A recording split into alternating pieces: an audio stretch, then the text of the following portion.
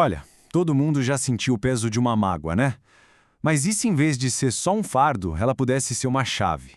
Hoje, a gente vai explorar como dá para transformar esse sentimento numa ferramenta poderosa de autoconhecimento. Para isso, vamos juntar umas ideias bem interessantes da psicanálise com a filosofia de Um Curso em Milagres. O que a gente vai descobrir aqui pode de verdade mudar o jeito de enxergar os próprios conflitos. Ok, vamos começar com uma pergunta bem direta, para a gente já olhar para dentro. Normalmente, quando bate aquela mágoa, o nosso foco vai todo para o que a outra pessoa fez. Mas e se a chave do problema não estiver no outro, e sim na gente? O que uma mágoa revela sobre quem está sentindo ela?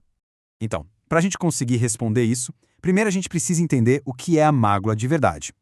E olha, ela é bem mais do que um sentimento ruim.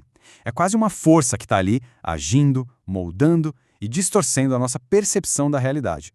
Pensa na mágoa como se fosse um óculos com a lente bem escura. Quando a gente coloca, tudo que a gente vê fica meio sombrio, distorcido. A realidade lá fora não mudou, mas o jeito que a gente enxerga ela, esse muda completamente. E esse filtro acaba com a nossa paz. É um peso que a gente carrega. E aqui está o ponto mais importante de todos. O alvo principal da mágoa não é a outra pessoa. O estrago de verdade, a coisa que corrói mesmo, acontece aqui dentro da gente. A mágoa vai nos deformando, tirando nosso equilíbrio, nossa clareza para ver o mundo. Agora, vamos para a ideia central, a mais transformadora de toda essa análise. E se aquela pessoa que nos causa tanta dor não for um agressor, mas um espelho?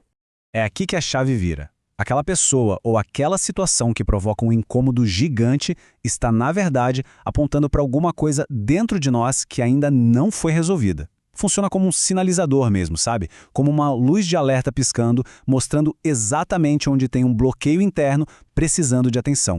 A psicanálise ajuda a gente a entender isso com uma ideia chamada projeção. Funciona mais ou menos assim. Sabe aqueles conflitos e dores que a gente não quer encarar? Então, a gente meio que projeta eles para fora como se fosse um filme e a outra pessoa vira a tela. Por isso, o que a gente vê no outro, principalmente o que mais incomoda, muitas vezes é só um reflexo do que a gente carrega aqui dentro.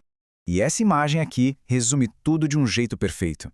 Na visão comum, o outro é sempre o vilão da história. Já na visão do espelho, essa mesma pessoa se torna um guia inesperado, um atalho para a nossa própria cura, porque ela mostra exatamente onde a gente precisa trabalhar. Certo, essa ideia do espelho é muito forte. Mas como é que esse tal filtro da mágoa funciona na prática, no dia a dia? Vamos aprofundar um pouquinho mais nesse mecanismo.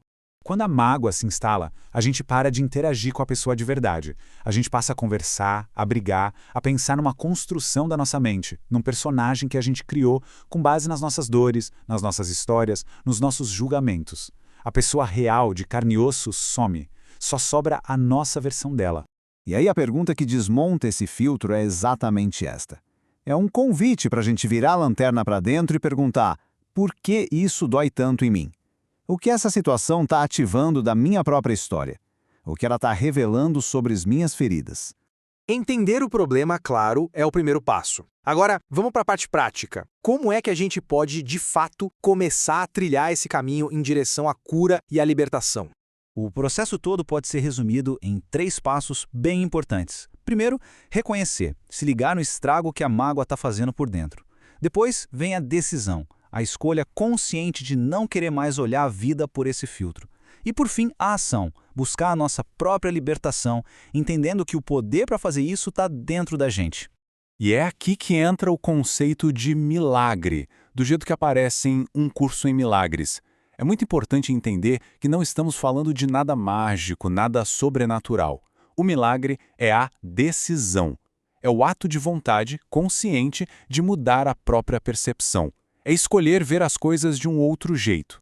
Essa frase tão simples, eu não quero mais olhar por esse filtro, ela resume todo o poder desse milagre. É o momento da virada. É a declaração para nós mesmos de que o preço de manter a mágoa ficou alto demais e que a gente escolhe a paz no lugar do conflito. É um ato de autorresponsabilidade, de poder pessoal. Então, o ponto fundamental é este. Quando a gente abre mão da mágoa, quando a gente decide olhar para além da falha do outro, quem mais ganha com isso não é ele, somos nós. Libertar o outro do nosso julgamento é, na verdade, nos libertar da prisão que esse julgamento cria para nós mesmos. E isso tudo nos traz para a conclusão desta análise, que se resume a uma única coisa: uma escolha. Uma escolha fundamental que está sempre ali, disponível para a gente a cada momento. De um lado, tem a escolha da mágoa, focar no erro do outro, continuar preso no bloqueio, manter a visão toda distorcida. E do outro lado, a escolha do milagre, a decisão de restaurar a própria paz, de se libertar desses bloqueios e, finalmente, de voltar a ter uma visão clara da realidade. E essa é a grande transformação. A mágoa deixa de ser uma sentença, um beco sem saída onde a gente é a vítima. Ela se torna um campo de treinamento, um exercício prático, de todo dia, de uma escolha consciente. A escolha entre continuar na dor ou usar essa mesma dor para crescer. E para a gente fechar, fica essa reflexão no ar. E se aquela pessoa, aquela situação que é o maior conflito da nossa vida, for, na verdade, o nosso melhor professor disfarçado? Um guia que está apontando exatamente para o lugar onde a nossa cura mais profunda pode acontecer. A resposta, como a gente viu, está na escolha de como olhar.